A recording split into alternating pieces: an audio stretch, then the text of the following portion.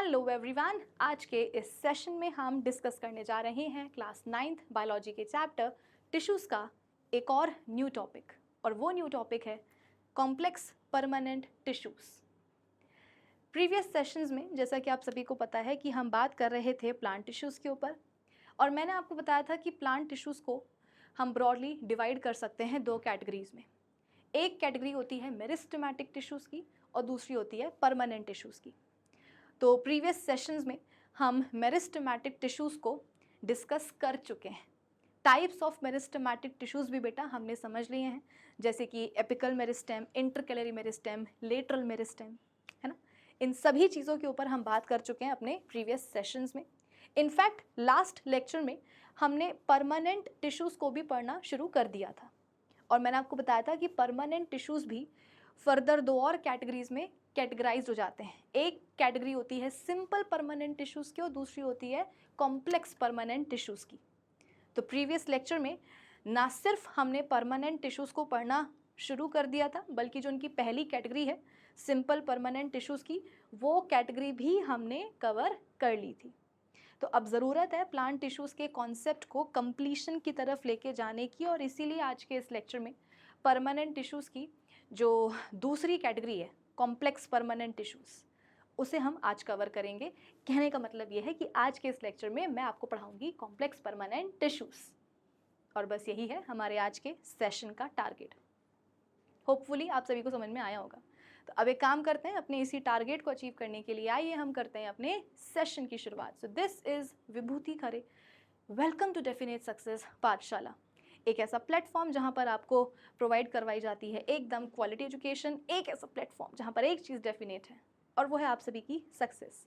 तो इसी अच्छी बात से हम शुरू कर लेते हैं आज का हमारा ये सेशन, जहाँ पर हम बात करेंगे, समझेंगे एक्चुअली कॉम्प्लेक्स परमानेंट टिश्यूज़ को। ओके, चलो बेटा आ जाओ, कहानी हम शुरू करते हैं आज के हमारे सेशन की। अच्छा हाँ, देखो, इससे पहले कि मैं आपको आज कॉम्प्लेक्स परमानेंट टिश्यूज़ पढ़ाऊँ, पिछले लेक्चर में जो अब तक हम पढ़ चुके हैं परमानेंट टिश्यूज़ के बारे में, बेटा उसका ना मैं आपको एक बहुत ही जल्दी से मतलब एक क्विक रिकैप दे देती हूँ, ताकि पिछले लेक्चर की कहानी को आप आज के लेक्चर की कहानी से रिलेट कर पाओ। देखो, वैसा है कि रिलेट करके पढ़ेंगे ना तो चीज़ें जल्दी समझ में आएंगी और बेहतर तरीके से समझ में आएंगी। ओके, आ जाओ। तो बेटा पिछले लेक्चर में अपन ने बात करी थी परमानेंट टिश्यूज़ के ऊपर। परमानेंट टिश्यूज़ होते क्या हैं? Actually permanent tissues meristematic tissues से ही ओरिजिनेट होते हैं। I repeat, permanent tissues meristematic tissues से ही ओरिजिनेट होते हैं। मेरिस्टेमेटिक टिश्यूज़ क्या होते हैं बेटा? मेरिस्टेमेटिक टिश्यूज़ के जो सेल्स होते हैं ना, they are actively dividing cells. कहने का मतलब ये है कि मेरिस्टेमेटिक टिश्यूज़ के जो सेल्स होते हैं वो प्लांट बॉडी में रह करके सिर्फ और सिर्फ क्या करते हैं? डिवाइड करते हैं। दे डिविजन, दे डिविजन, दे डिविजन। और इन नंबर ऑफ डिविजन्स से होता क्या है? इन नंबर ऑफ डिविजन्स से होता ये है कि अल्टीमेटली प्लांट बॉडी की ग्रोथ हो जाती है। भाई दिमाग लगाओ ना, कि अगर प्लांट बॉडी में धनाधन डिवीजन होते जा रहे हैं, सेल्स का नंबर बढ़ता जा रहा है, तो इवेंचुअली फिर क्या होगा? प्लांट बॉडी की ग्रोथ हो जाएगी, उसकी लंबाई बढ़ जाएगी, उसकी जो चौड़ाई है, जो उसका डायामीटर है, जो उसका गर्थ है, वो भी इंक्रीज हो जाएगा। तो कुल मिलाकर के हमने ये कंक्लूड कर लिया था कि हाँ भाई, जो मेरिस्टेमेटिक टिश्यूज़ होते हैं ना, वो प्लांट बॉडी की ग्रोथ के लिए रिस्पॉन्सिबल होते हैं। ठीक है, तो मेरिस्टेमेटिक टिश्यूज़ के जो सेल्स होते हैं वो एक्टिवली डिवाइडिंग सेल्स होते हैं, और प्लांट बॉडी में रह करके सिर्फ और सिर्फ क्या करेंगे? डिवाइड ही करेंगे। अब होता यह है बेटा कि उन्हीं मेरिस्टेमेटिक टिश्यूज़ के कुछ सेल्स ऐसे होते हैं जो बोलते हैं कि यार हम तो अपने जीवन से ना बिल्कुल ही थक चुके हैं। जैसे कि अगर मैं तुमको यहाँ पर एक मिनट ड्रॉ करके बताऊं, देखो ये सब क्या है बेटा? ये सब मेरिस्टेमेटिक टिश्यूज़ के सेल्स हैं, जो एक्चुअली क्या होते हैं? एक्टिवली डिवाइडिंग सेल्स होते हैं, और प्लांट बॉडी में रह करके सिर्फ और सिर्फ क्या करेंगे? डिवाइड करेंगे। ठीक है, इन्हीं सेल्स में से, इन्हीं मेरिस्टेमेटिक टिश्यूज़ के सेल्स में से बेटा कुछ सेल्स ऐसे होते हैं जो अपनी ज़िंदगी से एकदम निराश हो चुके रहते हैं। मतलब ये बोलते हैं कि यार क्या है, जब से आए हैं प्लांट बॉडी में तब से सिर्फ और सिर्फ डिवाइड ही किए जा रहे हैं। कितनी मोनोटोनस लाइफ है हमारी, कुछ करने के लिए और है ही नहीं, बस आए हैं तब से दे डिवीजन। अरे हम बोर हो चुके हैं इस जिंदगी से, ऐसे जीवन से। तो फिर हम उन कुछ सेल्स से, जैसे कि मैं यहाँ पर ना हाईलाइट कर देती हूँ, देखो ये है मेरिस्टेमेटिक टिश्यूज के वो कुछ सेल्स जो अपनी जिंदगी से बहुत ही निराश हो चुके हैं बेटा। ये दिख रहे हैं आपको, जिनको मैंने रेड कलर से बेटा मार्क किया है ना, ये वो सेल्स हैं मेरिस्टेमेटिक टिश्यूज के जो अपनी जिंदगी से निराश हो चुके हैं, जो बोल रहे हैं कि यार जब से आए हैं प्लांट बॉडी में सिर्फ और सिर्फ डिवाइड ही किए जा रहे हैं, कुछ और है ही नहीं यहाँ पे करने के लिए। तो हम इन कुछ सेल्स से बोलते हैं कि क्या तुम लोग डिवाइड नहीं करना चाहते हो? तो ये कुछ सेल्स बोलते हैं मेरिस्टेमेटिक टिश्यूज के कि हाँ भैया माफ करो हमें, है ना, तौबा करते हैं अब हम फर्दर सेल डिवीजन से, अब हमें और डिवाइड नहीं करना है, बोर हो गए हैं। तो जो बाकी सेल्स होते हैं मेरिस्टेमेटिक टिश्यूज के, मैं उनसे पूछती हूँ कि तुम्हें कोई दिक्कत है क्या? तो ये बाकी सेल्स बोलते हैं कि नहीं नहीं, हम तो पागल हैं, हमें तो कोई दिक्कत ही नहीं है, हम तो डिवाइड कर रहे हैं, वही आता है वही करते रहेंगे जीवन भर, हमें कोई दिक्कत नहीं है। लेकिन ये जो बेटा कुछ सेल्स है ना, जिनको मैंने रेड कलर से मार्क किया है, ये कुछ सेल्स ऐसे होते हैं मेरिस्टेमेटिक टिश्यूज के जो बिल्कुल ही जो है ना एकदम विद्रोही वाली स्टेज में आ जाते हैं, एकदम विद्रोह करने लग जाते हैं कि नहीं नहीं अब हमें और डिवाइड नहीं करना है, बस बहुत हुआ। तो अल्टीमेटली होता क्या है बेटा कि ये जो कुछ सेल्स है ना मेरिस्टेमेटिक टिश्यूज के, ये अपने डिवीजन की एबिलिटी को ही खो देते हैं। मतलब ये बोलते हैं कि ना रहेगी डिवीजन की एबिलिटी, ना हमसे कोई डिवाइड करने के लिए बोलेगा। तो ये कुछ सेल्स बेटा अपने डिवीजन की एबिलिटी को ही खो देते हैं। वो एक मुहावरा ना, कहावत है ना कि ना रहेगी बांस ना बजेगी बांसुरी, लाइक दैट इनका भी वही कहना होता है कि ना होगी डिवीजन की एबिलिटी, ना हम करेंगे डिवाइड, किस्सा खत्म।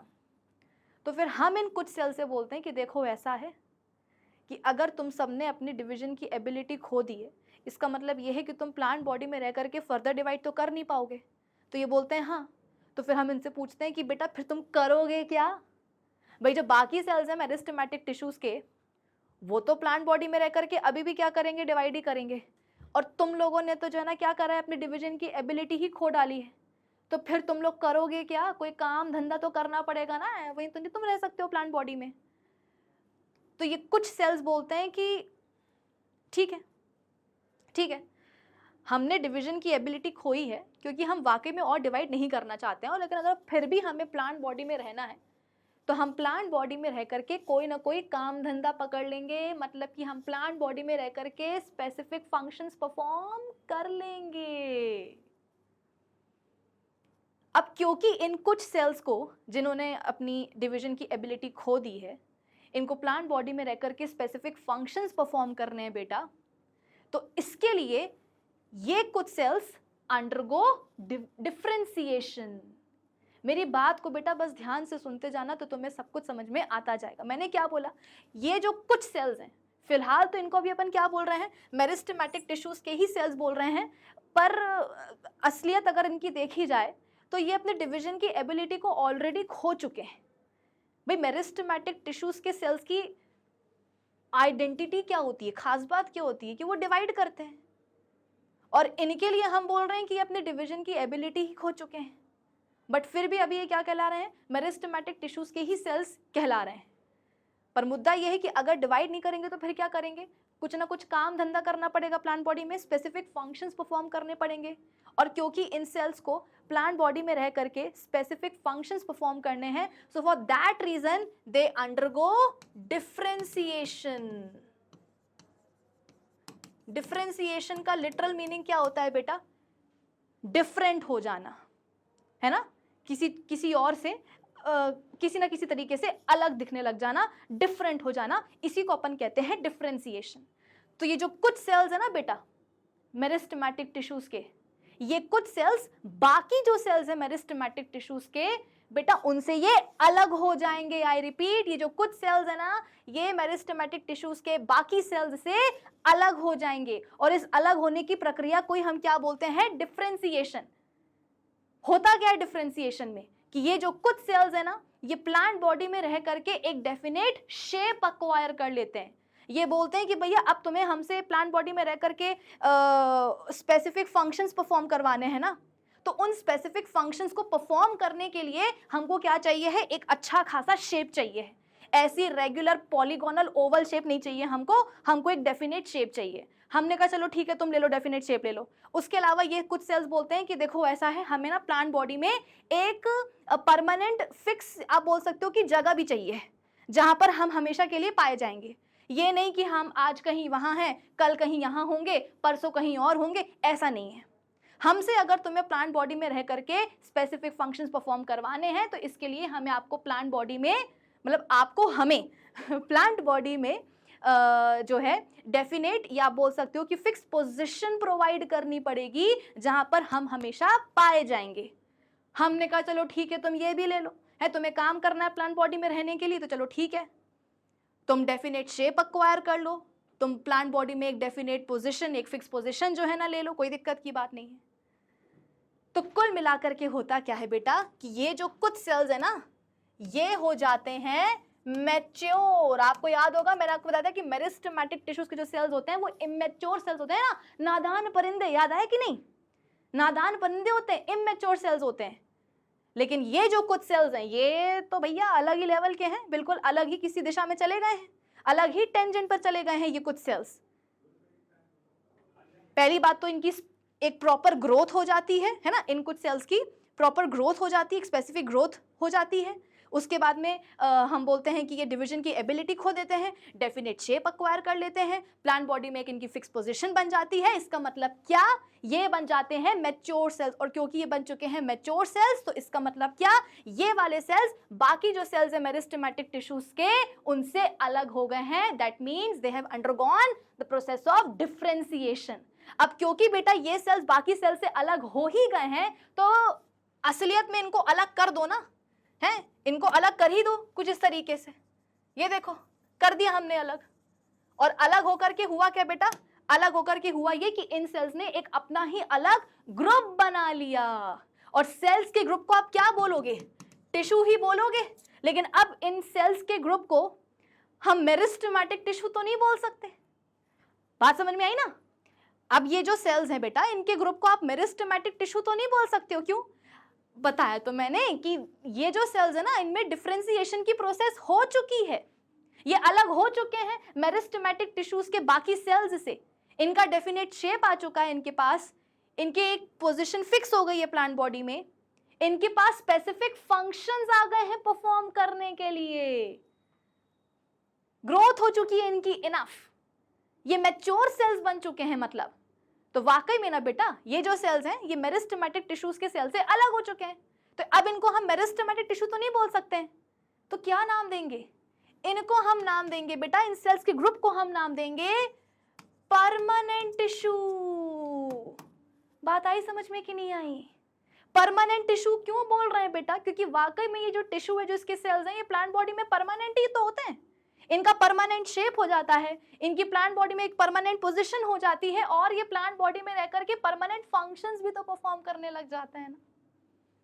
ये पूरा जो डिफरेंशिएशन की प्रोसेस थी बेटा ये हुई क्यों थी, क्योंकि हमें इनसे प्लांट बॉडी में रह करके काम करवाने थे। कैसे काम, फोटोसिंथेसिस करवानी थी। फोटोसिंथेसिस में जो खाना बनता है प्लांट बॉडी में उस खाने का डिफरेंट बॉडी पार्ट्स में जो है ना ट्रांसपोर्टेशन करवाना था। रूट्स जो मतलब पेड़ की जो जड़ें होती, जो पौधे की जो जड़ें होती हैं, जो वो पानी अब्जॉर्ब करके बैठी रहती है मिट्टी से, उस पानी को, मिनरल आयंस को पूरी प्लांट बॉडी में ट्रांसपोर्ट करवाना था। ना जाने हमारे पास कितने काम थे बेटा इनसे करवाने के लिए। तो क्योंकि ये जो बाकी सेल्स है ना, मतलब ये जो कुछ सेल्स हैं इनसे हमको काम था, इनसे हमको काम स्पेसिफिक फंक्शंस परफॉर्म करवाने थे प्लांट बॉडी में, इसीलिए ये बाकी जो सेल्स होते हैं मेरिस्टेमेटिक टिश्यूज के उनसे ये अलग हो जाते हैं। दे अंडरगो डिफरेंशिएशन। डिफरेंशिएशन में क्या क्या होता है, एबिलिटी खो देंगे डिवीजन की, डेफिनेट शेप अक्वायर कर लेंगे, डेफिनेट पोजीशन ये अक्वायर कर लेंगे प्लांट बॉडी में, और इसके अलावा डेफिनेट फंक्शन भी इनके पास आ जाएगा या स्पेसिफिक फंक्शन भी आ जाएगा इनके पास जो इनको जिंदगी भर प्लांट बॉडी में रह करके परफॉर्म करना होगा। तो ये बेसिकली हो जाते हैं मैच्योर सेल्स। तो इनका अलग ही ग्रुप बन जाता है, उस ग्रुप को अपन मेरिस्टेमेटिक टिश्यू तो नहीं बोलेंगे, क्या नाम दे देंगे, परमानेंट टिश्यू। ठीक है, तो कुछ इस तरीके से परमानेंट टिश्यूज बेटा ओरिजिनेट होते हैं मेरिस्टेमेटिक टिश्यूज से। ठीक है, फिर मैंने आपको बताया था, क्या बताया था मैंने आपको, कि जो परमानेंट टिश्यूज होते हैं इनको हम फर्दर जो परमानेंट टिश्यूज होते हैं ना, इनको अपन फर्दर दो और कैटेगरीज में कैटेगराइज कर सकते हैं। एक कैटेगरी होती है सिंपल, सिंपल कितना गलत लिखा है मैंने, देखो, सिंपल परमानेंट टिश्यूज की, और दूसरी होती है कैटेगरी कॉम्प्लेक्स परमानेंट टिश्यूज की। ठीक है, तो पिछले लेक्चर में अपन सिंपल परमानेंट टिश्यूज को पढ़ चुके हैं। अच्छा, सिंपल परमानेंट टिश्यूज को हम सिंपल क्यों बोलते हैं? हैं, ये जो कैटेगरी है ना, इसका नाम सिंपल परमानेंट टिश्यूज क्यों पढ़ा? क्योंकि बेटा जो सिंपल परमानेंट टिश्यूज के जो सेल्स होते हैं ना, वो एक्चुअली एक ही टाइप के सेल्स होते हैं। या आप ऐसा बोलो कि कुछ परमानेंट टिश्यूज जो केवल एक ही टाइप ऑफ सेल्स से बने होते हैं, ठीक है, उन्हें हम क्या बोल देते हैं? Simple permanent tissues. जैसे कि इसके भी मैंने आपको 3 टाइप्स पढ़ाए थे कि सिंपल परमानेंट टिश्यूज भी बेटा 3 तरह के होते हैं। कौन कौन से? जगह नहीं है, मैं यहाँ पर साइड में लिख रही हूँ। ठीक है, पेरेन्काइमा, कॉलेन्काइमा एंड स्क्लेरेन्काइमा। ये 3 तरह के होते हैं सिंपल परमानेंट टिश्यूज। ठीक है, तो मान लो कि अगर मैंने उठाया पेरेन्काइमा को, ठीक है, तो पेरेन्काइमा टिश्यू के बेटा जो सेल्स होंगे ना, वो सब एक जैसे होंगे। पेरेन्काइमा टिश्यू के सेल्स सब के सब एक जैसे होंगे। अगर मैंने उठाया कॉलेन्काइमा टिश्यू को, जो कि क्या है, एक तरह का सिंपल परमानेंट टिश्यू ही है, तो जो कॉलेन्काइमा टिश्यू के सेल्स होंगे ना बेटा, वो सारे एक जैसे होंगे। सिंगल टाइप ऑफ सेल्स से मिलकर बनेगा क्या? कॉलेन्काइमा टिश्यू। अगर मैंने उठाया स्क्लेरेन्काइमा टिश्यू, तो इसके भी सारे सेल्स कैसे होंगे? एक जैसे होंगे। आई बात समझ में? तो सिंपल परमानेंट टिश्यूज को हम सिंपल क्यों बोलते हैं? क्योंकि ये जो टिश्यूज होते हैं ना बेटा, ये जो परमानेंट टिश्यूज होते हैं, ये बने होते हैं केवल एक टाइप ऑफ सेल्स के, इसीलिए इनको अपन बोल देते हैं क्या? Simple permanent tissues. और आज के इस लेक्चर में हम बात करेंगे कॉम्प्लेक्स परमानेंट टिश्यूज। अब ये कॉम्प्लेक्स परमानेंट टिश्यूज क्या होते हैं बेटा? इनको हम, पहली बात तो ये कि कॉम्प्लेक्स क्यों बोलते हैं, ये नाम क्यों पड़ा है इनका, क्यों बोलते हैं इन परमानेंट टिश्यूज को कॉम्प्लेक्स परमानेंट टिश्यूज? क्योंकि बेटा ये जो टिश्यूज होते हैं ना, ये more than one type of cells से बने रहते हैं। बहुत ही क्लियर सिंपल फंडा है। यदि एक टिश्यू को जो बनाने वाले सेल्स हैं, एक टिश्यू को यदि जो बनाने वाले सेल्स हैं, यदि वो सभी के सभी एक ही तरह के हैं, सेम टाइप के हैं, तो उस टिश्यू का नाम क्या पड़ जाएगा? Simple permanent tissue. और अगर एक परमानेंट टिश्यू को बनाने वाले जो सेल्स हैं वो एक से, मतलब आप ये बोलो कि 2 तरह के सेल्स मिलके, या 3 या 4 तरह के सेल्स मिलकर के, या more than one type of cells मिलकर के क्या कर रहे हैं? एक परमानेंट टिश्यू को बना रहे हैं बेटा, तो उसको अपन क्या नाम देंगे? Complex permanent tissue.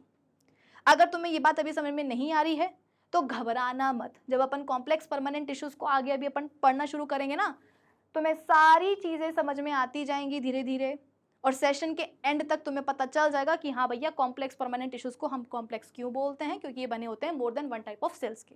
ठीक है, आ जाओ। अब देखो बेटा, ऐसा है कि जो कॉम्प्लेक्स परमानेंट टिश्यूज होते हैं ना, कॉम्प्लेक्स परमानेंट टिश्यूज जो होते हैं, पहली बात तो मैं यहां पर लिख दूं कि दे आर मेड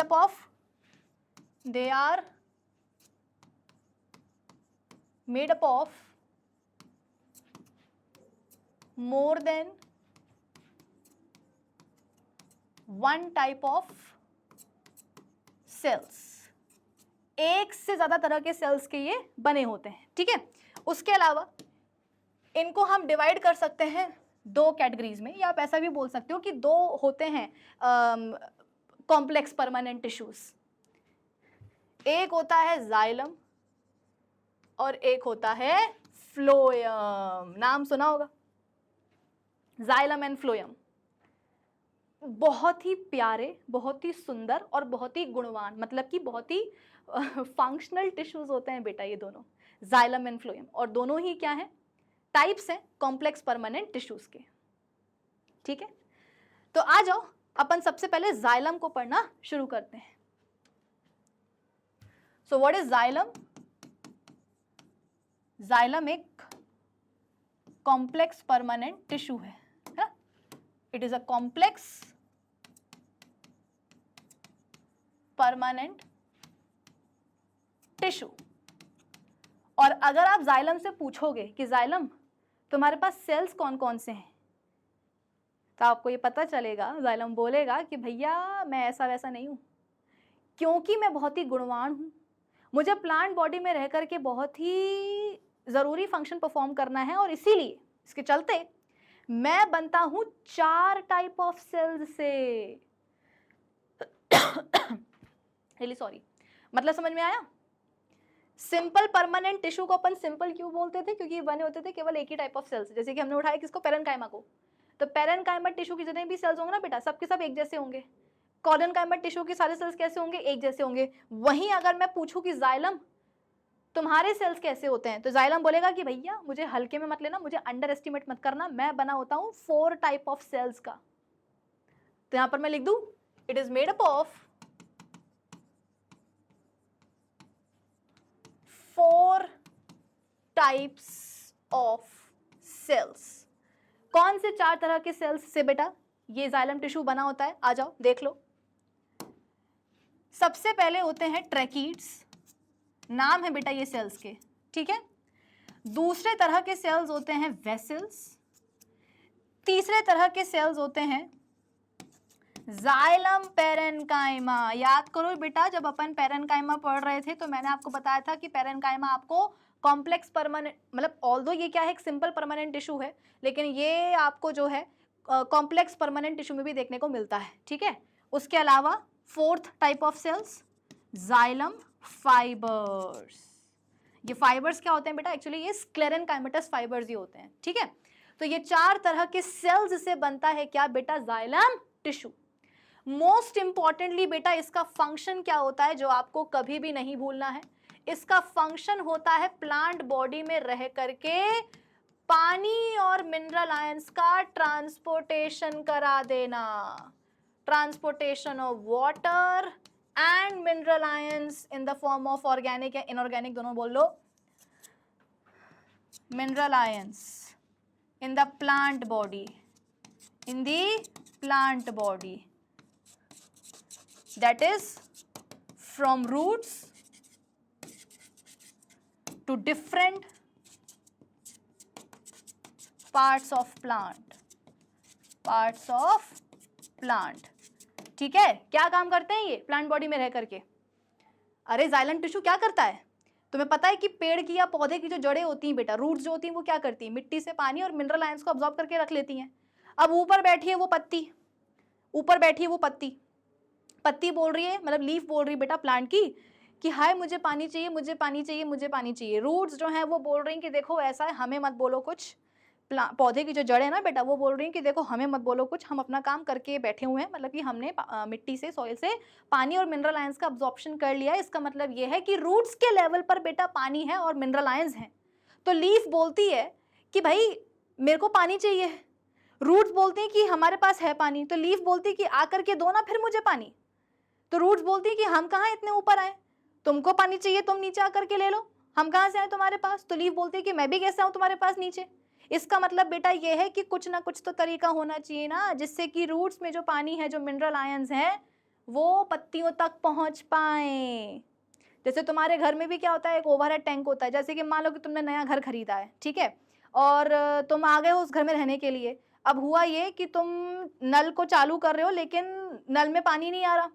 तुमने ऊपर जाके देखा कि भाई टंकी में पानी है कि नहीं, तुमने ऊपर जाके चेक किया कि हाँ जो ओवरहेड टैंक है उसमें पानी तो है, ओवरहेड टैंक में पानी है, लेकिन फिर भी तुम्हारे नल में पानी नहीं आ रहा। तो तुमने जो है ना देखा यहाँ वहाँ, और तुमने क्या ऑब्जर्व किया कि भैया जो बिल्डर है वो तो बहुत ही नेक्स्ट लेवल का निकला। क्यों?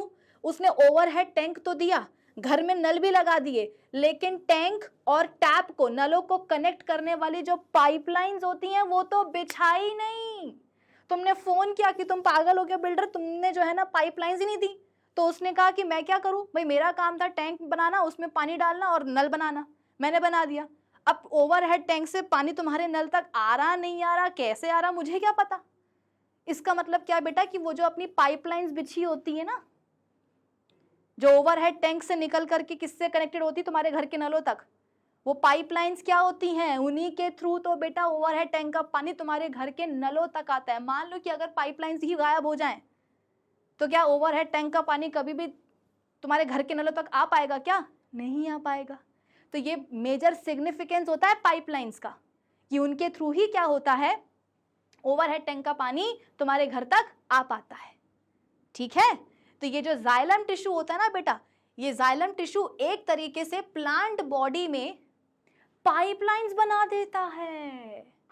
I repeat, xylem tissue plant body में अपने ये 4 तरह के सेल्स की मदद से प्लांट बॉडी में रह करके बेटा ये पाइपलाइंस बिछा देता है, जिनकी मदद से रूट्स के लेवल पर जो पानी अब्सॉर्ब करके रखा हुआ है वो पानी पत्तियों तक पहुंचता है, यानी कि प्लांट के डिफरेंट पार्ट्स तक पहुंचता है। इसलिए मैंने कहा था कि जाइलम और आगे जब अपन पढ़ेंगे फ्लोएम तो ये बहुत ही गुणवान होते हैं, बहुत ही ज्यादा मेजर फंक्शन ये परफॉर्म करते हैं प्लांट बॉडी में रह करके। कि जाइलम क्या करेगा बेटा, ये वाटर कंडक्टिंग टिश्यू होता है, प्लांट बॉडी में पानी और मिनरल आयंस का कंडक्शन करेगा from roots to different parts of the plant. कैसे? तो लंबी लंबी क्या करेगा, पाइपलाइंस बिछा देगा। ये आई बात समझ में? चलो इस चीज को हम और समझते हैं। कैसे समझेंगे? तो बेटा ये जो कुछ इसके 4 तरह के जो सेल्स है ना, इनके बारे में अपन डिटेल में बात कर लेते हैं। मेनली अपन देखो बात करेंगे ट्रैकिड्स एंड वेसल्स के बारे में, क्योंकि पेरेन्काइमा और ये जो जाइलम फाइबर्स हैं इनके ऊपर तो ऑलरेडी इनके जो कैरेक्टरिस्टिक्स हैं वो अपन डिस्कस कर चुके हैं अपने प्रीवियस लेक्चर में, है ना। बस जाइलम टिश्यू के रिस्पेक्ट में एक बार इनको अपन फिर से देख लेंगे। बाकी मेन जो हीरो होते हैं बेटा जाइलम टिश्यू के वो कौन होते हैं, ये ट्रैकिड्स और ये वेसल्स। आज अपन एक एक करके इनके सारे ही सेल्स को जो है देख लेते हैं। सबसे पहले अपन बात करते हैं बच्चों की इसकी ट्रैकिड्स की। तो ट्रैकिड्स को आप 1 ट्यूब 1 सेल भी बोलते हो, ठीक है। ट्रैकिड्स को मतलब प्लूरल होता है ट्रैकिड्स, सिंगुलर होता है ट्रैकिड, ठीक है। तो एक ट्रैकिड को, एक मिनट में स्पेलिंग चेक कर लूं जरा। हाँ, ई पहले आएगा और आई बाद में आएगा, EIDS, ठीक है। एक ट्रैकिड को बेटा 1 ट्यूब 1 सेल भी बोलते हैं, ठीक है। ट्रैकिड को 1 ट्यूब 1 सेल भी बोलते हैं, क्योंकि देखो इसका स्ट्रक्चर बेसिकली मैं आपको बताती हूँ, ट्यूब लाइक स्ट्रक्चर होता है, ट्यूब लाइक स्ट्रक्चर होता है। बट एंड्स कैसे होते हैं? एंड्स जो है टेपरिंग होते हैं, टेपरिंग होते हैं। टेपरिंग एंड्स का मतलब पता है क्या होता है? टेपरिंग एंड्स का मतलब होता है पॉइंटेड एंड्स। अरे रुको, टेपरिंग एंड्स का मतलब है पॉइंटेड एंड्स। देखो जैसे कि ये तुम्हारे सामने बेटा एक में बना रही हूँ ट्रैकिड, ये देखो ट्यूब लाइक सेल है, मतलब कि इलोंगेटेड है। यहाँ पर आप ये भी लिख सकते हो इलोंगेटेड, लंबा सा है, ठीक है। ट्यूब लाइक दिख रहा है आपको? ट्यूब लाइक लंबा सा है, इलोंगेटेड है। और जरा इसके एंड्स देखो, एंड्स कैसे हैं? एंड जैसे पॉइंटेड है कि नहीं है? एंड जैसे पॉइंटेड है ना, तो ऐसे पॉइंटेड एंड्स को बेटा अपन टेपरिंग एंड्स भी बोलते हैं। तो एक ट्रैकिड का स्ट्रक्चर कैसा होता है, बेसिकली है कैसा ये सेल? तो इलोंगेटेड इसका स्ट्रक्चर होता है, ट्यूब लाइक है ये। और एंड्स कैसे होते हैं इसके? टेपरिंग होते हैं, आप सिंपल बोल सकते हो पॉइंटेड इसके एंड्स होते हैं। सबसे जरूरी बात कि बेटा ये होते हैं डेड सेल्स, मरे हुए होते हैं। आप बोलोगे कि मैम आपने कहा था कि इन चारों में से जो ये दोनों हैं ये तो मेन हीरो होते हैं, और इन्हीं की मदद से क्या होता है, प्लांट बॉडी में पानी और मिनरल आयंस का कंडक्शन होता है। और अब आप बोल रहे हो कि ट्रैकिड्स मरे होते हैं। एग्जैक्टली, ट्रैकिड्स मरे होते हैं। ना सिर्फ ट्रैकिड्स बेटा, ये जो वेसल्स है ना ये भी डेड सेल्स होते हैं। हे भगवान, मरे हुए हैं, डेड सेल्स है, लेकिन फिर भी प्लांट बॉडी में इतना मेजर फंक्शन परफॉर्म कर रहे हैं। How is that even possible? अरे रुक जाओ, समझाऊंगी ना मैं, समझाती हूँ अभी, रुको तो। अच्छा, हमेशा से ये मत समझना कि ये मरे हुए होते हैं। ये सेल्स कैसे मरे हुए? हमेशा से बेटा मरे हुए नहीं रहते। इनिशियली तो ये लिविंग सेल्स ही होते हैं, लेकिन एट मैच्योरिटी ये अपना न्यूक्लियस, अपना साइटोप्लाज्म, ये सब कुछ खो देते हैं, मतलब कि ये हो जाते हैं डेड सेल्स, ठीक है। सो एट मैच्योरिटी, यहाँ पर मैं लिख भी देती हूँ कि एट मैच्योरिटी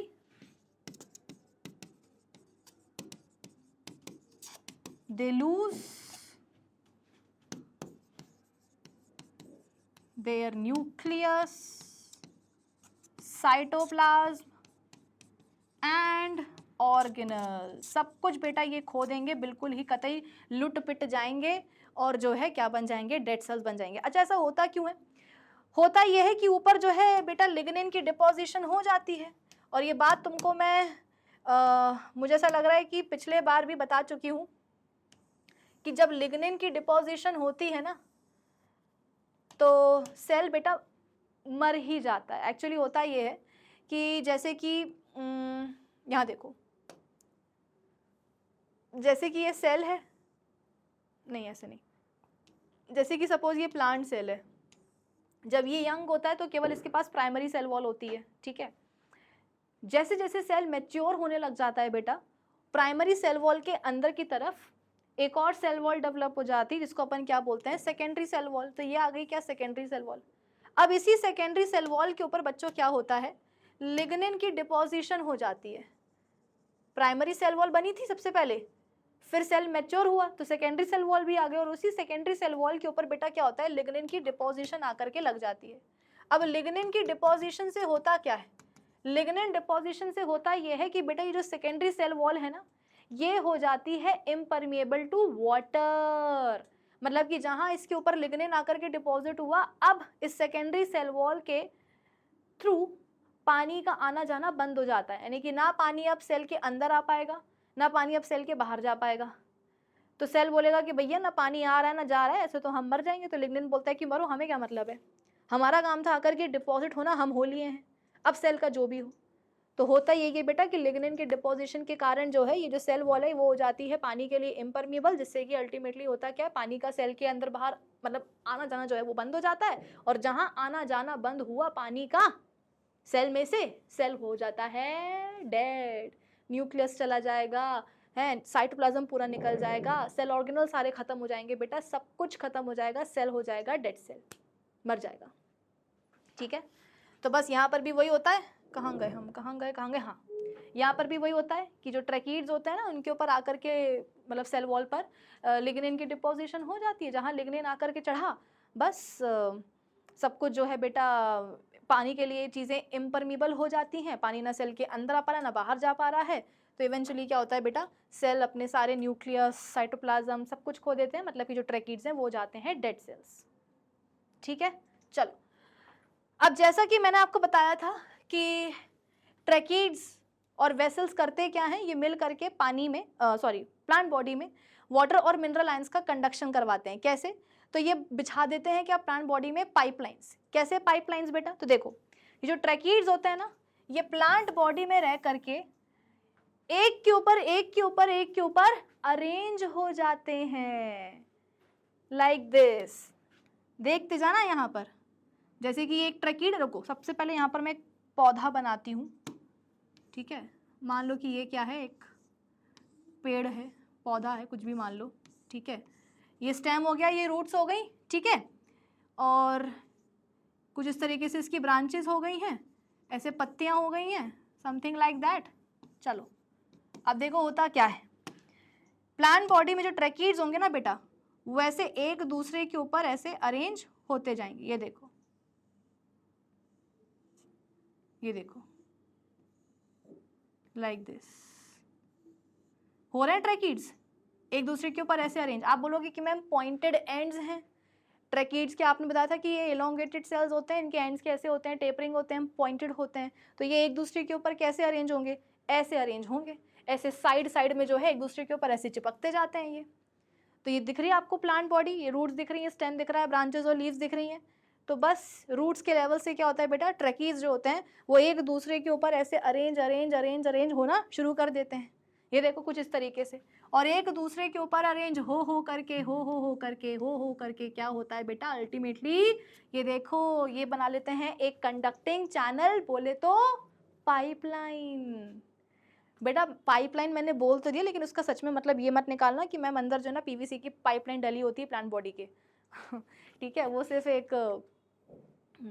क्या बोलते हैं एग्जाम्पल था आपको समझाने के लिए। ठीक है, तो ये देखो ट्रैकीड्स एक दूसरे के ऊपर ऐसे अरेंज हो करके एक लंबा सा क्या करते हैं, कंडक्टिंग चैनल बना लेते हैं प्लांट बॉडी में।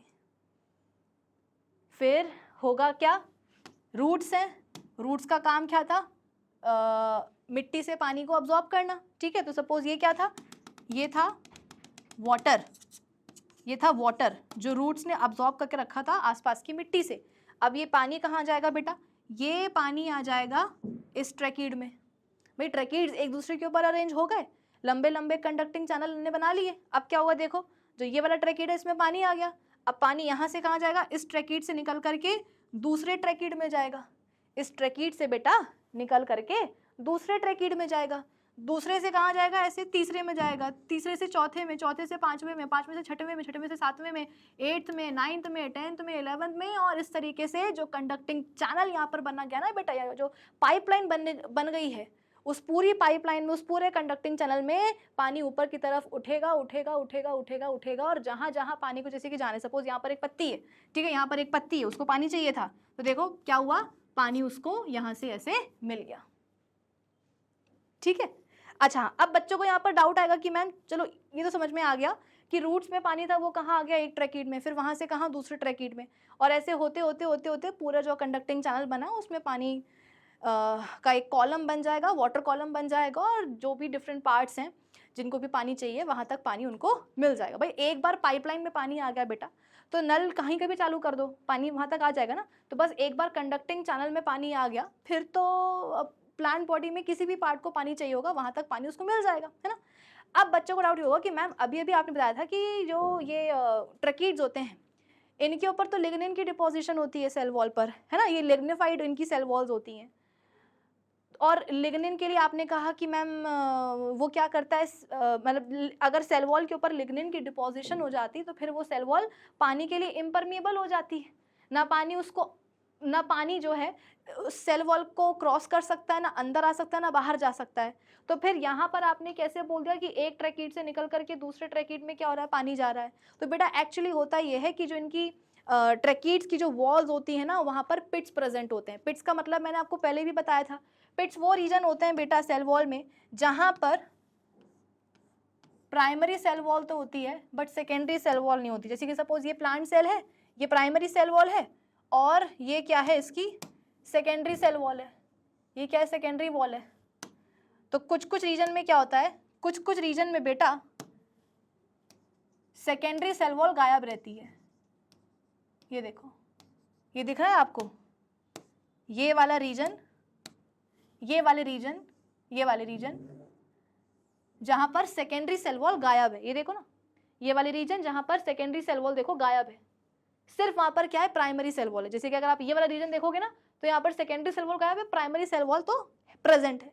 तो ऐसे रीजन को अपन क्या बोलते हैं बेटा, पिट्स बोलते हैं। वी कॉल देम पिट्स, कि सेकेंडरी सेल वॉल गायब होगी और प्राइमरी सेल वॉल वहां पर होगी। लिग्निन की डिपोजिशन सेकेंडरी पे ही होती है, प्राइमरी पर तो होती नहीं है।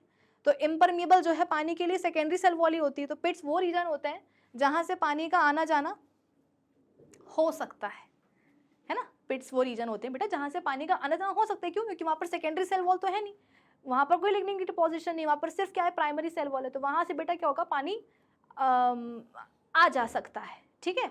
तो डेफिनेटली आपको अब समझ में आ गया होगा कि भाई ये जो लिग्निफाइड सेल वॉल होती है ना ट्रैकीड्स की, इनमें पाए जाते हैं पिट्स, और पिट्स के ही थ्रू क्या होता है पानी बेटा एक ट्रैकीड से निकल करके दूसरे में, दूसरे से तीसरे में, तीसरे चौथे में, चौथे से पांचवें में, एंड सो ऑन, पूरा जो कंडक्टिंग चैनल है उसमें पानी चढ़ जाता है ऊपर, ठीक है।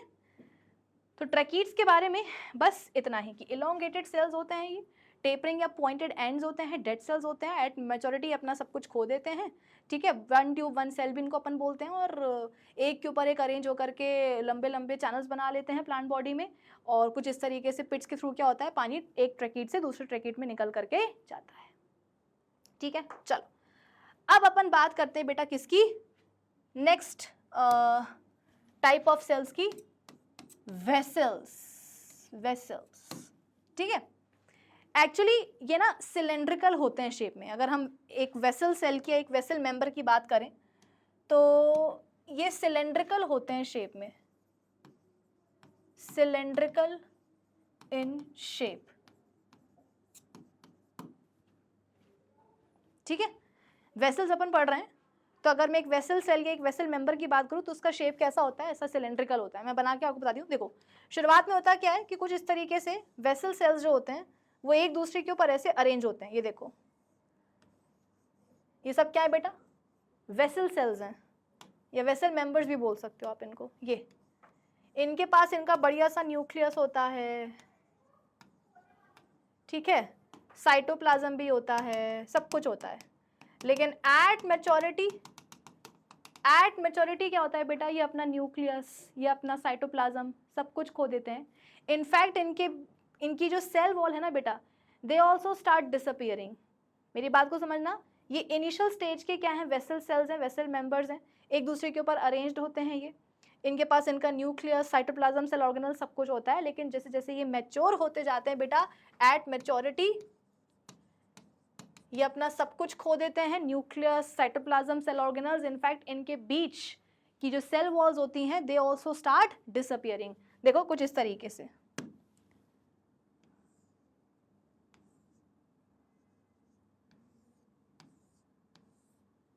ये देखो,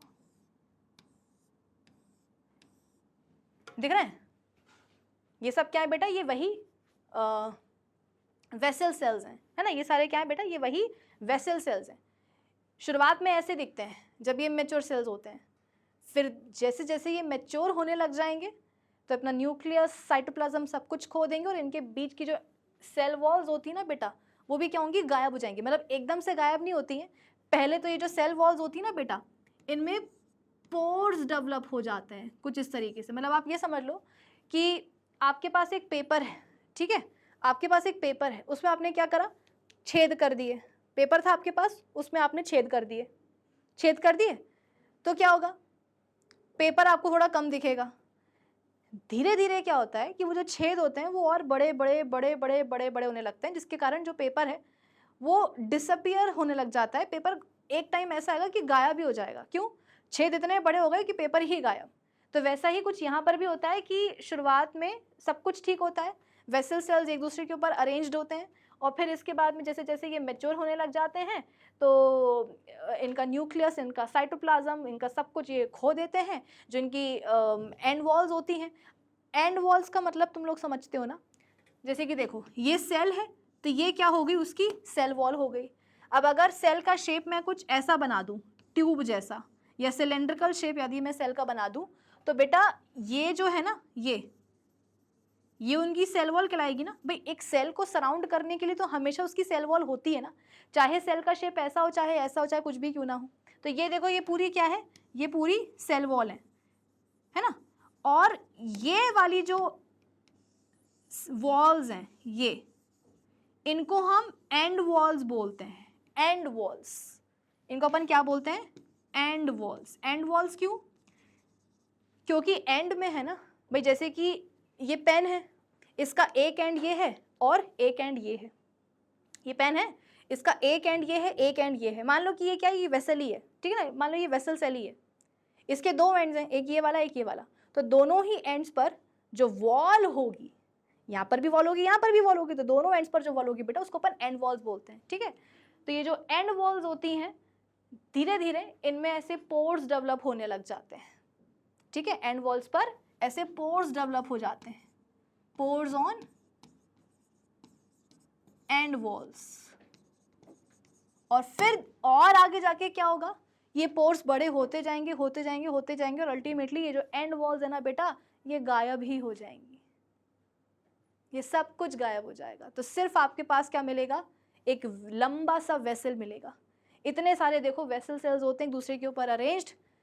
शुरुआत में सब कुछ ठीक होता है, जैसे जैसे ये मैच्योर होते जाएंगे ये सब कुछ अपना खोते जाएंगे। एंड वॉल्स भी क्या होती हैं, परफोरेटेड हो जाती हैं। एंड वॉल्स में ऐसे परफोरेशंस डेवलप हो जाते हैं, पोर्स आ जाते हैं, और फिर इवेंचुअली क्या होगा, एंड वॉल्स भी गायब हो जाएंगी। तो एक लंबा सा आपको क्या मिलेगा, एक कंडक्टिंग चैनल देखने को मिलेगा, जिसको कि अपन क्या बोलेंगे, एक वेसल बोलेंगे, ठीक है। तो यहाँ पर मैं लिख देती हूँ कि cylindrical in shape, perforated and walls, जिसमें आप लिख सकते हो कि बाद में तो एंड वॉल्स गायब ही हो जाएंगी, है ना। एंड अल्टीमेटली एंड वॉल्स क्या होंगी, अल्टीमेटली डिसअपियर, अल्टीमेटली डिसअपियर। ठीक है,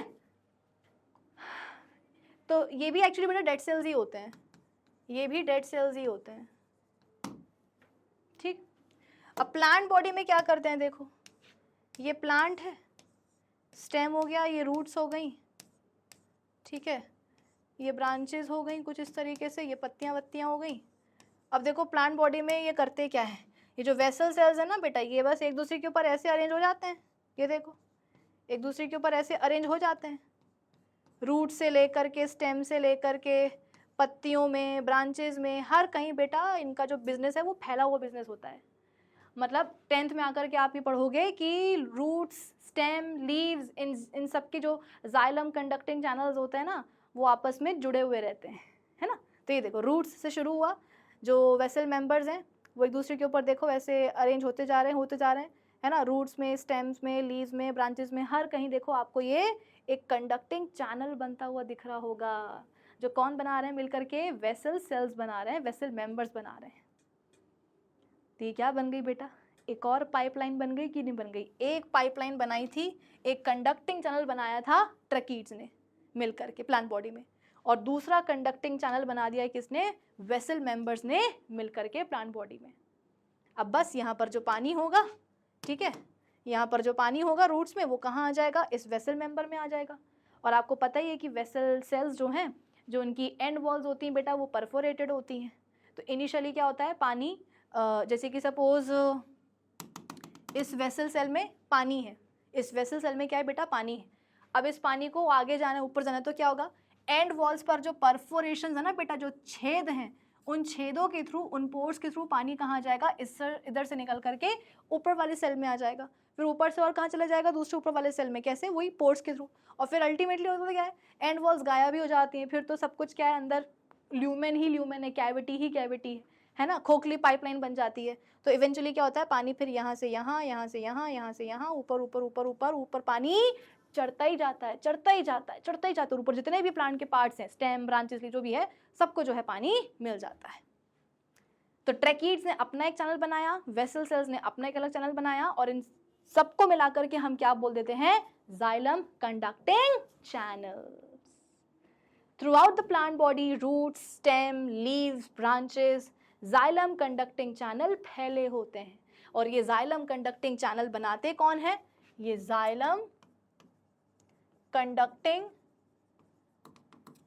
चैनल्स बनाते कौन है, तो ट्रैकीड्स एंड वेसल्स। ठीक है बच्चों, ट्रैकीड्स एंड वेसल्स ही बनाते हैं, एक दूसरे के ऊपर मतलब अरेंज हो जाएंगे, ट्रैकीड्स एक दूसरे के ऊपर, वेसल सेल्स एक दूसरे के ऊपर, लंबे लंबे क्या करेंगे, कंडक्टिंग चैनल्स बनाएंगे, जिनको कि अपन कंबाइन करके क्या बोलते हैं, जाइलम कंडक्टिंग चैनल्स। और इन्हीं के थ्रू क्या होता है, पानी फिर नीचे से ऊपर की तरफ जाता है प्लांट बॉडी में। ठीक है, चलो आ जाओ, अब अपन फटाफट से क्या करते हैं बेटा, रीड कर लेते हैं। A complex permanent tissue may be defined as the group of more than one type of cells having a common origin and working together as a unit to perform a common function. अब यहाँ पर आपने देखा कि जो tracheids हैं वो कुछ अलग तरह के हैं, जो वेसल्स हैं वो कुछ अलग तरीके के हैं, लेकिन इनका ओरिजिन एक ही है, प्लस ये एक साथ मिल करके बेटा एक सिंगल यूनिट की तरह काम कर रहे हैं to perform a common function, है ना। ट्रैकीड्स आपने देखा अलग होते हैं, वेसल्स आपने देखा अलग होते हैं, लेकिन बेटा ये मिल करके कर क्या रहे हैं, अल्टीमेटली पानी और मिनरल आयंस का कंडक्शन ही तो करवा रहे हैं ना। तो वही तो यहाँ पर मुद्दा है कि एक कॉम्प्लेक्स परमानेंट टिश्यू जो होता है वो more than one type of cell से बना होता है, बट वो सारे सेल्स का जो ओरिजिन है वो सेम होता है, और वो सभी के सभी सेल्स टुगेदर काम करते हैं like a single unit to perform a common या स्पेसिफिक फंक्शन। ये माना कि एक कॉम्प्लेक्स परमानेंट टिश्यू कई सारे सेल्स का बना होगा, बट सारे सेल्स होंगे ना बेटा वो एक ही फंक्शन को परफॉर्म करेंगे, they work like a single unit. दो तरह के होते हैं, जाइलम एंड फ्लोएम।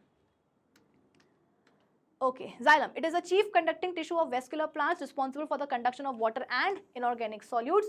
ये आप सिंपल यहाँ पर मिनरल आयंस भी लिख सकते हो, ठीक है। The tissue is composed of 4 kinds of cells: tracheids, vessels, parenchyma and xylem fibers. ये देखो, ये ट्रैकीड्स आपको दिख रहा होगा, ये ऐसे elongated cells हैं, ठीक है, tubular cells हैं, और ends कैसे हैं, pointed हैं, tapering हैं। They are elongated tube-like dead cells with oblique end walls. The end walls remain intact and possess bordered pits. ये आपको ध्यान रखना होगा कि जो walls होती हैं बेटा उनमें क्या होती है, पिट्स होती है, ठीक है। ट्रकीड्स की जो वॉल होती है उसमें पिट्स होती हैं, और पिट्स के देखो थ्रू क्या होता है, ये दिख रही होंगी आपको पिट्स, जैसे कि ये एक ट्रकीड है और ये दूसरा ट्रकीड है ना, ये दूसरा ट्रकीड है, तो यहाँ पर क्या होगा, देखो वॉल में पिट्स होंगे, और इन पिट्स के थ्रू क्या होता है बेटा, पानी एक ट्रकीड से निकल के दूसरे ट्रकीड में, दूसरे से तीसरे में, तीसरे से चौथे में, लाइक दैट ऐसे मूव करता है, ठीक है। In transverse section they usually appear angular या polygonal, the walls are hard and lignified. Dead cells हैं तो जाहिर सी बात है वॉल्स लिग्निफाइड ही होंगी। देन वेसल्स, ये देखो सिलेंड्रिकल हैं शेप में, ठीक है।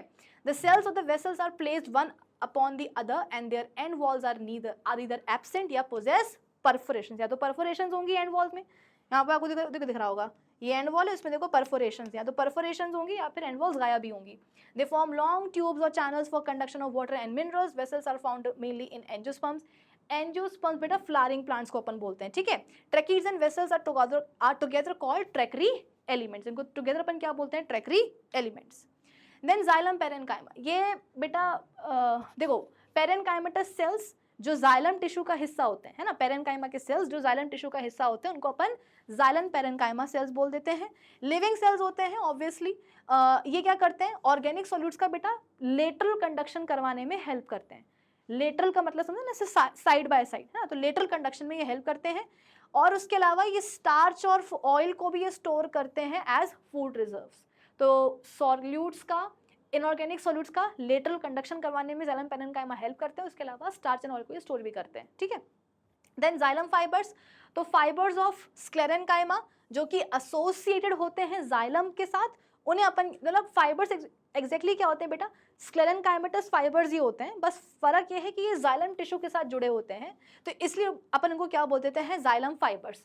अब आपको पता है कि स्क्लेरेन्काइमेटस फाइबर्स जो होते हैं बेटा उनकी भी वॉल्स कैसी होती है, लिग्निफाइड होती है ना, मतलब वो भी क्या होते हैं, फाइबर्स भी क्या होता है, डेड सेल्स ही होते हैं। तो डेड सेल्स क्या करेंगे, डेड सेल्स यहाँ पर कुछ नहीं, यहाँ पर जो जाइलम फाइबर्स हैं बेटा ये क्या करेंगे, प्लांट बॉडी में एडिशनल स्ट्रेंथ प्रोवाइड करेंगे प्लांट बॉडी को। आई बात समझ में कि नहीं आई? जो जाइलम फाइबर्स होता है ना ये प्लांट बॉडी में एडिशनल स्ट्रेंथ उसको प्रोवाइड करते हैं, क्योंकि डेड है, जाइलम फाइबर्स तो डेड होता है ना बेटा। फाइबर्स मतलब क्या, स्क्लेरेन्काइमेटस फाइबर्स, बस जाइलम से जुड़े हैं, इसलिए अपन को क्या बोलते हैं, जाइलम फाइबर्स बोलते हैं। डेड सेल्स हैं, लिग्निफाइड सेल वॉल्स हैं, कुछ करेंगे नहीं, क्या करेंगे, बस मैकेनिकल स्ट्रेंथ प्रोवाइड करेंगे प्लांट बॉडी को। तो कुल मिलाकर के आपको ये समझ में आया कि मैम ये जो 4 तरह के सेल्स होते हैं ना जाइलम टिश्यू में, इनमें से केवल ये जो है ना ये सेल्स लिविंग होते हैं, बाकी तो डेड ही होते हैं ना। ट्रैकीड्स भी डेड, वेसल्स भी डेड और जाइलम फाइबर्स भी dead.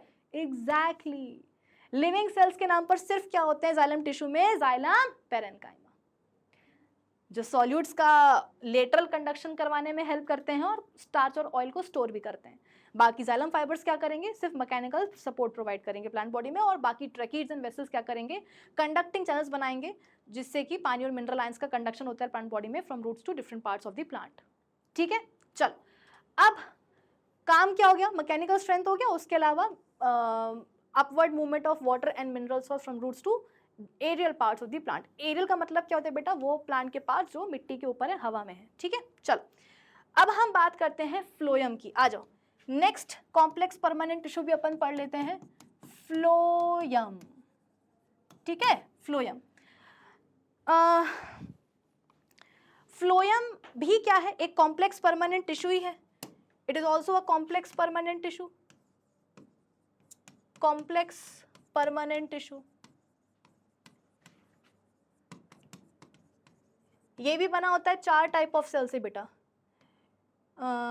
Made up of 4 different types of cells. ये भी 4 तरह के सेल से बना होता है, लेकिन जितने भी सेल से मिलके बेटा बना होता है ना, सारे सेल्स क्या करते हैं, एक सिंगल यूनिट की तरह काम करते हैं एक कॉमन फंक्शन परफॉर्म करने के लिए। ठीक है, कौन से होते हैं वो 4 तरह के सेल्स, तो सीव tube cells, companion cells, phloem parenchyma,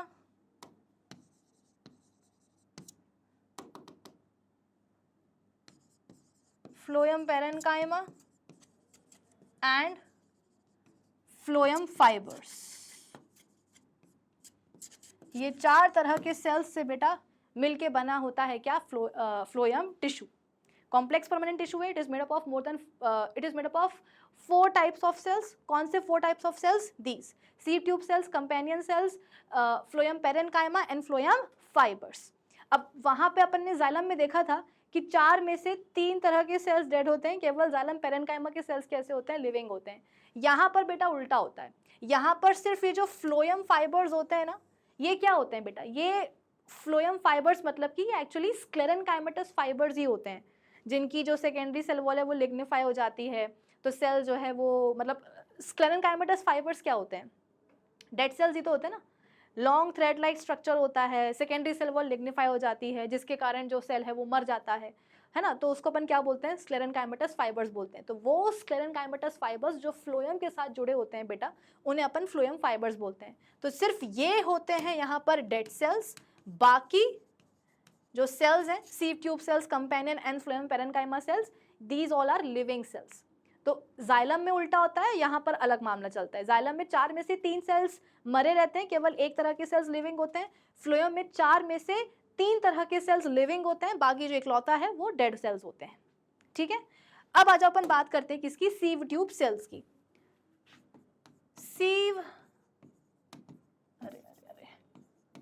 सीव tube sales, नाम से समझ में आ रहा है कि सेल्स का शेप कैसा होगा, ट्यूब लाइक होगा, ट्यूब लाइक सेल्स होते हैं ये। ठीक है, या आप ऐसा भी लिख सकते हो cylindrical in shape, cylindrical in shape. ठीक है, रही बात सीव की, तो सीव क्यों बोल रहे हैं, ट्यूब का मतलब तो समझ में आ गया नाम में कि ट्यूब सेल्स क्यों बोल रहे हैं, क्योंकि इनका शेप कैसा होता है, ट्यूब लाइक होता है, सिलेंड्रिकल शेप का होता है। बट सीव वर्ड क्यों आ रहा है बेटा, क्योंकि यहाँ पर जो इनकी एंड वॉल्स होती है ना, एंड वॉल्स परफोरेटेड होती हैं। एंड वॉल्स का मतलब सबको समझ में आ गया कि नहीं आ गया, अभी भी समझाया था कि जैसे कि मान लो ये क्या है, एक सीव ट्यूब सेल है, सिलेंड्रिकल शेप है, ट्यूब लाइक सेल है। यहाँ पर ये देखो, इसके 2 एंड है, एक ये एंड हो गया, एक ये एंड हो गया, दोनों ही एंड्स पर क्या होगी, एक एक सेल वॉल होगी, है ना। तो इन दोनों ही वॉल्स को अपन क्या बोलेंगे, एंड वॉल्स बोलेंगे। क्यों, क्योंकि एंड में ना, इसलिए एंड वॉल्स। तो जैसे कि मान लो कि एक सीव ट्यूब सेल है, cylindrical in shape, tube like cell, तो एंड वॉल्स क्या होती हैं, परफोरेटेड होती हैं। तो जैसे कि अपने घर में वो छन्नी नहीं होती, जिससे कि मम्मी आटा छानती हैं, जिससे कि मम्मी चाय छानती हैं, है ना, तो उस छन्नी को अपन अंग्रेजी में क्या बोलते हैं, सीव बोलते हैं ना।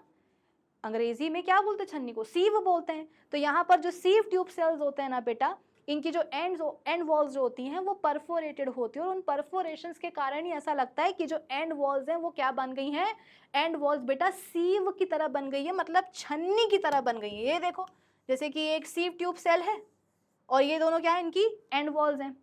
एंड वॉल्स में आपको क्या मिलेंगे, ऐसे परफोरेशंस मिलेंगे, छेद मिलेंगे, पोर्स मिलेंगे। लिख दो यहाँ पे perforated and walls. And walls कैसी होती है, देखो ऐसी परफोरेटेड होती है, छेद होते हैं, और इन छेदों, इन पोर्स की ही वजह से ऐसा लगता है कि मानो ये कैसी हैं, सीव जैसी हैं, छन्नी जैसी हैं। और क्योंकि ये and walls, perforated and walls छन्नी जैसी दिखती हैं, इसीलिए इनको अपन एक और नाम से जानते हैं बेटा, वो नाम क्या होता है, सीव प्लेट। क्या नाम होता है, सीव प्लेट। अब आप बोलोगे कि मैम सीव प्लेट्स का मतलब क्या है, अरे कुछ नहीं बेटा, ये सीव ट्यूब सेल हैं, एंड वॉल्स में क्या है, छेद हैं, परफोरेशंस हैं, तो ये परफोरेटेड एंड वॉल्स छन्नी की तरह दिखती हैं, है ना, छन्नी की तरह दिखती हैं। तो ऐसा लगता है कि मानो कि जैसे ये जो सीव ट्यूब सेल है, इसके दोनों ही एंड पर एक एक ऐसी प्लेट लगा दी है जिसमें छेद है। ऐसा लगता है बेटा कि मानो इस सीव ट्यूब सेल के दोनों ही एंड पर एक एक प्लेट लगा दी गई हो, और प्लेट में क्या हो, छेद हो। तो वो जो प्लेट है ना, वो छन्नी जैसी दिखती है, मतलब कि वो सीव प्लेट दिखती है। तो ये खास बात है बेटा सीव ट्यूब सेल्स की, आपको ध्यान रखनी है कि एंड वॉल्स कैसी होती हैं, परफोरेटेड होती हैं, और ऐसी ही परफोरेटेड एंड वॉल्स को अपन क्या बोलते हैं, सीव प्लेट्स बोलते हैं। तो ये कैरेक्टरिस्टिक प्रॉपर्टी बन जाती है सीव ट्यूब सेल्स की कि इनके पास क्या होती है, सीव प्लेट्स होती हैं। व्हाट आर सीव प्लेट्स, बस परफोरेटेड एंड वॉल्स। ठीक है, उसके अलावा बेटा ये लिविंग सेल्स होते हैं, दे आर लिविंग सेल्स, सबके सब जिंदा होंगे, लेकिन एक खास बात है, क्या, कि धीरे धीरे मतलब कि एट मैच्योरिटी ये अपना न्यूक्लियस, अपना न्यूक्लियस, अपने सेल ऑर्गेनल्स सब कुछ खो देते हैं। अब आप बोलोगे कि मैम एक मिनट, आपने तो ये चीज़ हमको ट्रैकीड्स एंड वेसल्स में भी बताई थी कि एट मैच्योरिटी वो अपना न्यूक्लियस, साइटोप्लाज्म, सेल ऑर्गेनल सब कुछ खो देते हैं, मतलब कि ट्रैकीड्स एंड वेसल्स क्या होते हैं, फिर डेड सेल्स हो जाते हैं। अब आप सीव ट्यूब सेल्स के लिए भी बोल रहे हो कि ये भी अपना न्यूक्लियस, अपने सेल ऑर्गेनल्स खो देते हैं, इसका मतलब ये भी डेड सेल्स होते हैं क्या? लेकिन आपने तो यहाँ पर लिविंग सेल्स लिखा है।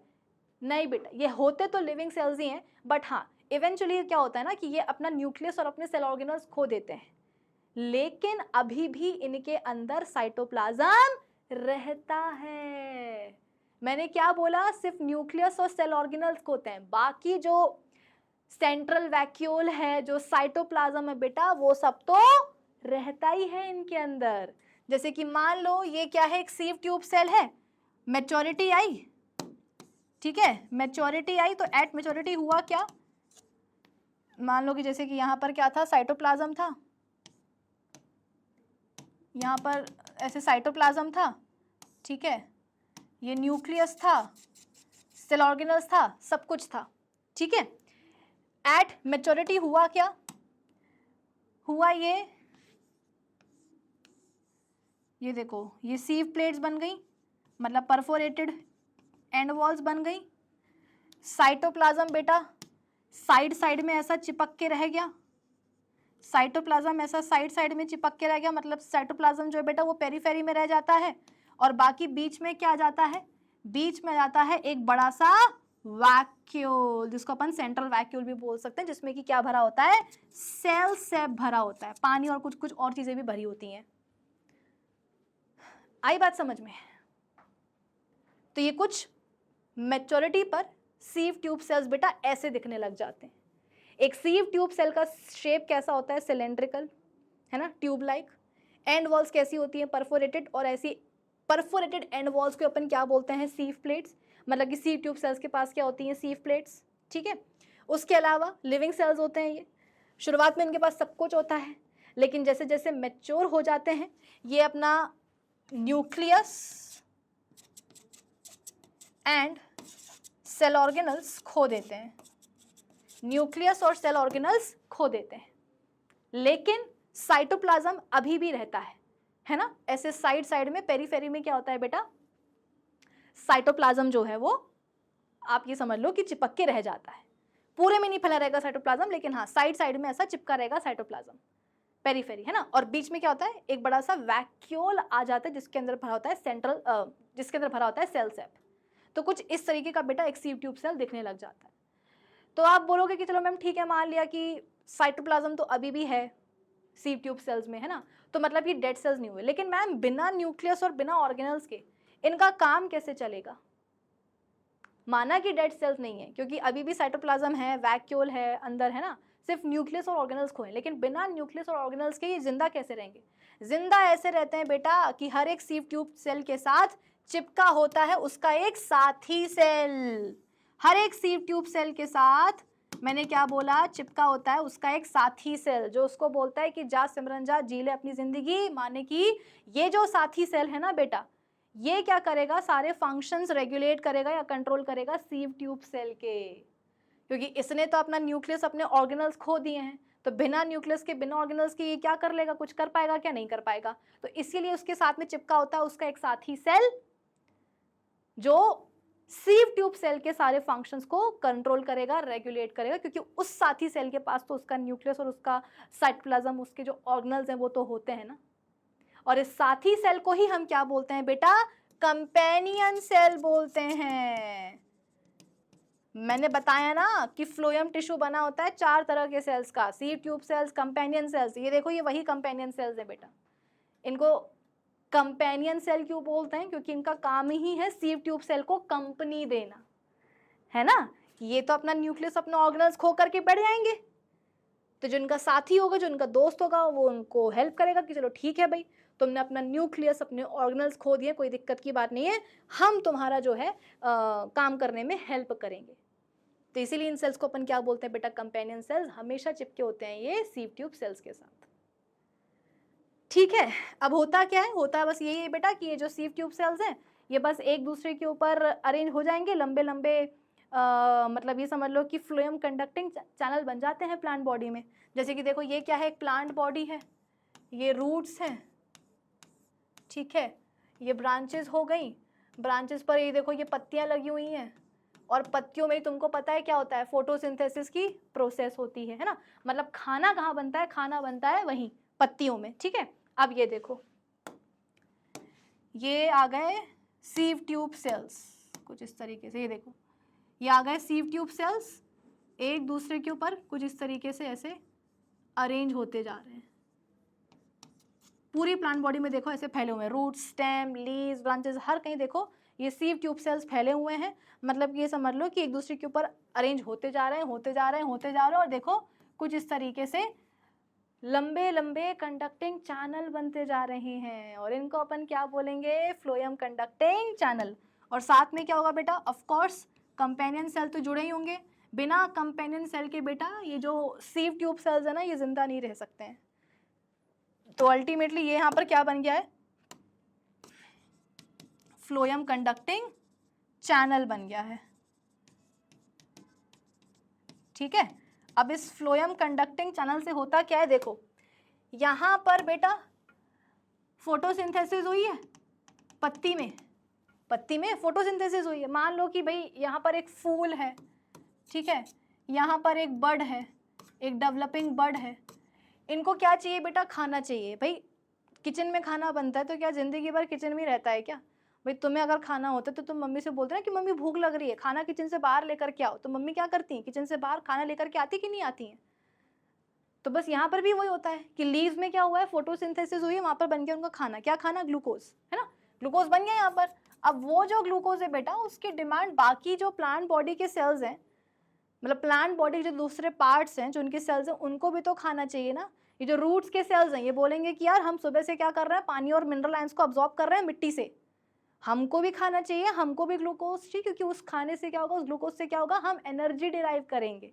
सेलुलर रेस्पिरेशन की प्रोसेस याद है कि नहीं याद है? तो प्लांट के बेटा जितने भी सेल्स हैं, है ना, उनको खाना चाहिए ना, उनको ग्लूकोज चाहिए ताकि वो भी क्या करें, उस ग्लूकोज से एनर्जी डिराइव कर सकें। तो खाना बन रहा है पत्तियों में, लेकिन उस पत्ती में जो खाना बन रहा है बेटा वो दूसरे प्लांट पार्ट्स में पहुंचना चाहिए ना, रूट्स तक पहुंचना चाहिए, स्टेम के सेल्स को मिलना चाहिए, यहाँ पर जो बर्ड है उसको चाहिए, यहाँ पर जो फूल है यहाँ पर जो एक सपोज क्या बोलते हैं फल लगा हुआ है, सब्जी लगी हुई है ना, जो भी लगा हुआ है उसको भी खाना चाहिए। ऐसा थोड़ी ना होता है कि बस पत्तियों में खाना बन गया सो बन गया, नहीं, वो खाना क्या होगा बेटा, नीचे उतरेगा। पत्तियों में खाना बना था तो वो खाना नीचे उतरेगा, स्टेम्स के लेवल पर, रूट्स के लेवल पर, फ्लावर्स के लेवल पर, बड के लेवल पर। हो सकता है कि ये जो बड है बेटा ये और कहीं ऊपर हो, है ना, तो जो खाना यहाँ पर बना है ना वो खाना बेटा क्या होगा, ऐसे ऊपर भी जाएगा।